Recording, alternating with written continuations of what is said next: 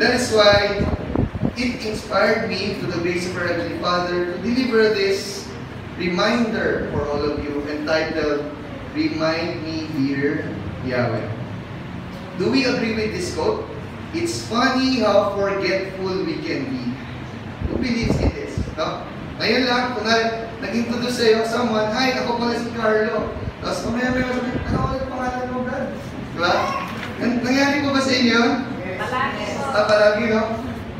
So, minsan, nilagay mo yung susi mo dito, and then maya-maya, saan ko nga ba nilagay yung susi ko, no? It's funny how forgetful we can be.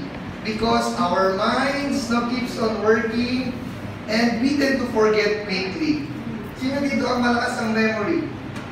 Wala. Wow, walang nagtaas. Sino ang mahina ang memory? Wala rin. Sino walang memory? Delikado po yun. Delikado po yun. But I'll give you a short memory test. Okay lang ba? I'll give you a memory test. Okay? Mag-participate kayo lahat because I have a prize. Ito, no? Nakalagay dun sa box. Starbucks naman. Pero parang pang-military man. So this is a quick memory test.